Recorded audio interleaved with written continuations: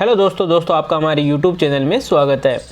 दोस्तों इस वीडियो के अंदर हम रीट लेवल 1 हिंदी और पर्यावरण के जो क्वेश्चंस डाउटफुल थे, जिसके अंदर अभी भी बच्चों को ये लग रहा है कि इसमें पहला आंसर ठीक होगा या दूसरा या तीसरा, ऐसे डाउटफुल क्वेश्चंस को आपके सामने तर्क के साथ उनका उत्तर रखेंगे और उससे आप अनुमान लगा सकते हो कि आपका आंसर ठीक है या नहीं। इससे पहले वाली वीडियो के अंदर दोस्तों हमने रीट लेवल 1 का जो मनोविज्ञान का पेपर था, जिसके अंदर 10 या 11 क्वेश्चन जो डाउटफुली थे, उनके सटीक आंसर विथ तर्क के साथ हमने प्रस्तुत किए हैं। तो अगर वो वीडियो आपने नहीं देखा है तो इस वीडियो का जो डिस्क्रिप्शन बॉक्स है उसके अंदर उस वीडियो की हमने लिंक दे रखी है, आप जाकर दोस्तों वो वीडियो भी देख सकते हो। उसमें हमने बेहतरीन तरीके से, अब तक आपको इतना बेहतरीन तरीका यूट्यूब पे कहीं पर नहीं मिलेगा, जो डाउटफुली क्वेश्चन थे उनके आंसर बेहतरीन तरीके से तर्क के साथ हमने दिए हैं। तो वो वीडियो भी दोस्तों आप ज़रूर देखिए। आप देखिए दोस्तों, हिंदी के 4-5 क्वेश्चन जो डाउटफुली है उनके हम आंसर देख लेते हैं।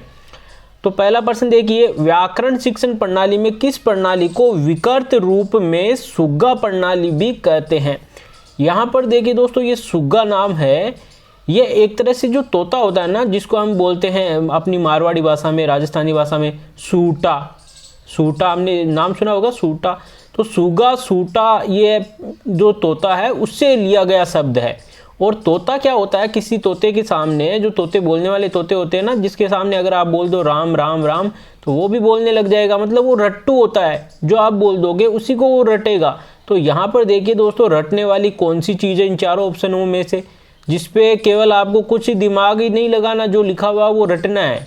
तो अगर आप निगमन प्रणाली के अंदर देखते हो तो निगमन प्रणाली के अंदर टीचर क्या करता है, पहले नियम बताता है, नियम के बाद में उदाहरण वगैरह उसके उदाहरण तक जाया जाता है। मतलब पहले नियम से इसके अंदर शुरुआत कर दी जाती है। आगमन प्रणाली इसका उल्टा है, आगमन में पहले उदाहरण दिया जाता है, फिर नियम की ओर जाया जाता है। मतलब उदाहरण से आप नियम की ओर जाओगे और इसमें नियम से उदाहरण की ओर। तो ये दो तो अलग हो गए, आगमन निगमन प्रणाली। और अव्याकृत प्रणाली, इसको भाषा संसर्ग विधि भी कहते हैं। तो इसमें क्या होता है, व्याकरण का ज्ञान जो भाषा के साथ में दिया जाता है, लेकिन ये विषय वस्तु आने पर भी। तो ये अमनोवैज्ञानिक विधि है, कौन सी, ये एक तो अव्याकृत विधि और निगमन विधि। देखिए दोस्तों, यहाँ पे जो ऑप्शन डाउटफुली है, हम उनको अच्छी तरह से क्लियर करने के लिए एक एक चीज़ आपको बता रहे हैं। तो ये वीडियो दोस्तों स्किप ना करिए और अंत तक जरूर देखिएगा ये। तो यहाँ पे देखिए, जो पाठ्य पुस्तक प्रणाली है, इसका सही आंसर होगा सुग्गा प्रणाली का।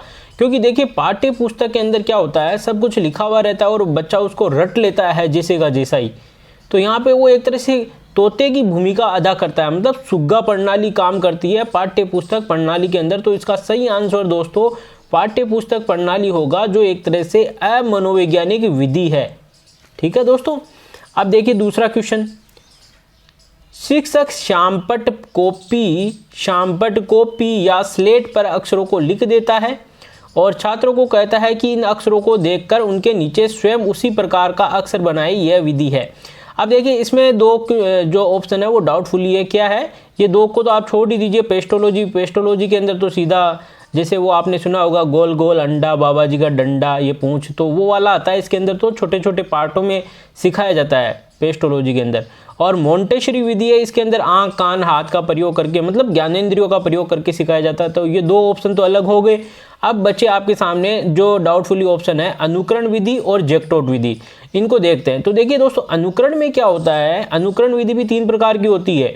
इसमें एक तो उच्चारण द्वारा अनुकरण करता है बच्चा, जैसे कुछ टीचर बोल देता है तो बच्चा उसको देखकर या उसको सुनकर वैसा का वैसा बोलता है, तो वो उच्चारण अनुकरण हो गया। और उसके बाद में अगर बोर्ड पे टीचर कुछ लिख देता है तो बच्चा अपनी कॉपी में लिखता है, तो वो लिखित अनुकरण हो गया। और उसके बाद में एक और होता है रचना अनुकरण। तो टीचर रचना जैसा सिखाता है, बच्चा वैसी ही रचना करता है, तो टीचर की नकल करके वो वैसा ही करता है, तो उसे कहते हैं अनुकरण विधि। अब देखिए, आप क्वेश्चन को पहले समझिए। इसके अंदर क्या है, बहुत सारे बच्चे बोल रहे हैं कि जैक्टोट विधि होगी। जैक्टोट विधि तो होगी ही नहीं। जैक्टोट, इसका सही आंसर दोस्तों अनुकरण विधि होगा। अब देखिए जैक्टोट विधि में क्या होता है कि टीचर एक बार बच्चे को बता देता है कि ये लिखिए।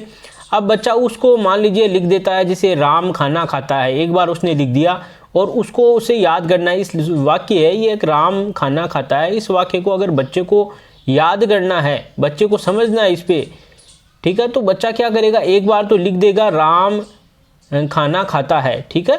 अब क्या होगा, दूसरी बार वो बिना देखे लिखने की प्रयास करेगा उसके अंदर, जिसमें वो देखेगा कि इसमें कोई व्याकरण संबंधी अशुद्धि नहीं होनी चाहिए।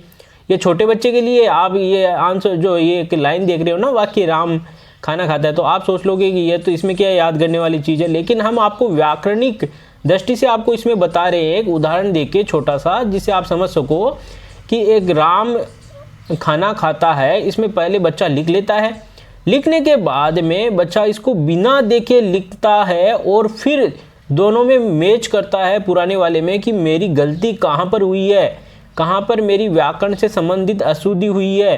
तो इसमें जैक्टोट विधि के अंदर बालक खुद अपनी गलतियों का एहसास करता है, अपनी गलतियों को पहचानता है, गलतियों का सुधार करता है। जबकि अनुकरण विधि में क्या होता है, जो टीचर ने लिख दिया बच्चा वैसा का वैसा कॉपी कर देता है। तो आप इस प्रश्न से देख सकते हो इसका सही आंसर अनुकरण विधि ही होगा। दोस्तों, अगर आपको ये वीडियो पसंद आ रहा है तो प्लीज़ एक बार इसे लाइक ज़रूर कर दीजिए और अपने दोस्तों को ज़रूर शेयर करिए। हमने बड़ी मेहनत से आपके लिए ये वीडियो बनाया है और पिछला वीडियो आप हमारे डिस्क्रिप्शन बॉक्स में दी हुई लिंक पर जाकर ज़रूर देखें, उसको हमने और भी अच्छी तरह से समझाया है। अब देखिए तीसरा क्वेश्चन, शिक्षकों को बालक की रुचि का सदैव ध्यान रखना चाहिए। जब बालक की रुचि पढ़ने की ओर नहीं हो तो उसे नहीं पढ़ाना चाहिए, इससे उसके विचारों में बाधा पहुँचती है। पाठ पढ़ाने से पूर्व उन्हें पाठ में बालकों की रुचि पैदा करनी चाहिए। तो दोस्तों ये तो सीधी परिभाषा है, तो इसके अंदर तो कोई तर्क करने वाली बात नहीं है, इसका सीधा ऑप्शन हो जाएगा स्टीवेंसन। हालांकि कुछ विद्यार्थी अभी भी बोल रहे हैं कि इसका तीसरा ऑप्शन हो सकता है हर्डवेट। तो ये दोस्तों जो फाइनल आंसर की आएगी उसके अंदर पता लगेगा, इसमें कुछ बताने वाला कुछ है नहीं, तो हम इसके सामने इस क्वेश्चन के अंदर कोई तर्क अपना नहीं रख सकते।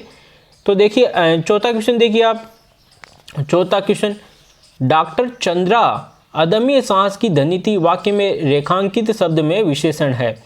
अब देखिए दोस्तों यहाँ साहस है, ये तो सीधा सीधा क्वेश्चन है, फिर भी हमने आपको इसके अंदर लिया है वीडियो के अंदर। हालांकि बहुत सारे बच्चों का यह क्वेश्चन सही है, इसका आंसर साहस आया है। तो दोस्तों साहस आप समझ सकते हो एक तरह से गुण होता है किसी का, और यहाँ पे रेखांकित कर दिया गया है कि इसके बारे में हमें बताता है, तो इसका सीधा आंसर क्या होगा, गुणवाचक, क्योंकि एक तरह से साहस गुण है ना परिमाण है। परिमाण का मतलब होता है जैसे आप बोल सकते हो 1 किलो या 2 किलो मात्रा में कुछ 1 सेंटीमीटर, तो ये तो परिमाण तो है नहीं मात्रा में कुछ, और किसी व्यक्ति के बारे में नहीं बताया, ये एक तरह से गुण है और ना ही कोई संकेत है ये, ठीक है ना। तो ये एक तरह से गुण बताया है, तो ये साहस गुणवाचक हो जाएगा इसके अंदर चौथा।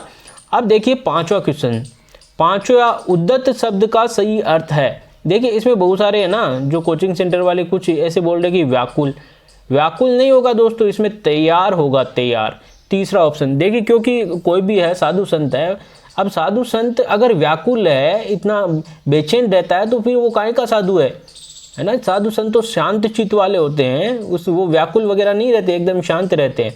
तो शांत रहते हैं, लेकिन उसके सामने कोई अगर मुसीबत वाले जो लोग आते हैं तो वो उनकी मुसीबत को हटाने के लिए, उसको सोल्व करने के लिए वो तैयार जरूर रहते हैं, लेकिन ऐसे नहीं बेचैन रहते एनी टाइम। तो बेचैन रहेंगे तो फिर वो साधु बनने की क्या ज़रूरत है। तो ये हमने वो एक पैराग्राफ दिया है, उसके माध्यम से आपको बताया कि इसका आंसर तैयार होगा। अब देखिए जो पर्यावरण है, पर्यावरण के अंदर 3 ऐसे क्वेश्चन है जो डाउटफुली है, उनको हम अच्छी तरह से आपके सामने समझा देते हैं। इसमें देखिए छठा क्वेश्चन, निम्नलिखित में से कौन सा एंजाइम आग्नाशय द्वारा स्त्रावित नहीं होता है। ये देखिए बहुत सारे ये क्वेश्चंस है, बहुत सारे लोगों के मन में डाउटफुली है, तो इसमें देखिए एक एक को हम अच्छी तरह से समझते हैं। दोस्तों जो हमारा पाचन तंत्र है, पाचन नली है, जो पूरी आहार नाल है, आहार नाल के अंदर पहले आता है आमाशय, उसके बाद में आग्नाशय ग्रंथि आती है, ठीक है ना। आमाशय जो हमारा पेट होता है उसके अंदर 2 एंजाइम होते हैं, एक तो रेनिन होता है, एक होता है पेप्सिन, ठीक है ना दोस्तों। एक रेनिन एक पेप्सिन, इनका क्या काम होता है, पेट के अंदर जो प्रोटीन रहती है, प्रोटीन को पचाने का काम रहता है इन दोनों का। तो ये दोस्तों बाकी ये जो 3 एंजाइम है, ट्रिप्सिन, लाइपेज, एमाइलेज, ये आग्नाशय से स्त्रावित होते हैं। जो लाइपेज एंजाइम होता है ये तो क्या करता है, लिपिड का पाचन करता है, जो वसा होती है ना फैट, उसके पाचन के लिए सहायक है। एमाइलेज आपके कार्बोहाइड्रेट के पाचन के लिए सहायक है, और ट्रिप्सिन है ये प्रोटीन का जो छोटे छोटे टुकड़े हैं उनको करने के लिए सहायक है। तो ये ट्रिप्सिन एंजाइम दोस्तों आग्नाशय द्वारा स्त्रावित होता है, और ये ड्यूडेनम जो छोटी आंत होती है उसके अंदर जाते हैं ये तीनों एंजाइम। तो ये अंतर याद रखना दोस्तों। रेनिन, अब देखिए रेनिन क्या होता है, रेनिन जो छोटे बच्चे रहते हैं ना, छोटे बच्चे, उनके पेट में रेनिन एंजाइम पाया जाता है, उनके आमाशय द्वारा ये स्रावित होता है जठर ग्रंथियों द्वारा, क्योंकि उन देखिए छोटे बच्चे दूध पीते हैं। अगर एक बड़ा इंसान है जो बड़ा, मान लीजिए आप भी समझ लीजिए अपने आप को, क्या आप दूध पी के 1-1 किलो दूध पी के देखिए, आपके दस्त हो जाएंगे, पेट में पच ही नहीं पाता। जबकि छोटे बच्चे तो पूरी मतलब जितने 1 या 2-3 साल तक तो वो दूध ही पीते रहते हैं कंटिन्यू। तो उसमें क्या होता है, उनके पेट में रेनिन एंजाइम होता है, जो दूध के अंदर जो केसिन प्रोटीन होती है उसको ये रेनिन एंजाइम क्या करता है, दही जैसा बना देता है। दही जैसा मतलब कैल्शियम पेराकेसिनेट नामक इसमें कन्वर्ट कर देता है कि जो रेनिन है एंजाइम जो केसिन प्रोटीन को कैल्शियम पेराकेसिनेट के रूप में बदल देता है, और जो कैल्शियम पेराकेसिनेट है वो एक तरह से गाढ़ा दही जैसा हो जाता है। तो इसके कारण जो दूध है वो पेट में ठहर जाता है। आप देखते हो छोटे बच्चों को कभी उल्टी होती है तो दूध है जो आप बोलते हो कि दूध कतलियों के जैसे निकल रहा है, मारवाड़ी भाषा में सुना होगा आपने कि कतलियों जैसा निकल रहा है, तो वो कतलियाँ मतलब क्या होती है, वो जम गया अंदर दूध, किसके कारण, रेनिन एंजाइम के कारण। तो याद रखना दोस्तों, ये ट्रिप्सिन, लाइपेज और एमाइलेज है, ये आग्नेय द्वारा जो छोटी आंत है हमारी उसके अंदर स्रावित होते हैं। अब देखिए दोस्तों 7वां क्वेश्चन, जैव विविधता बायोडाइवर्सिटी शब्द किसने दिया। यह भी डाउटफुल क्वेश्चनों में से एक है।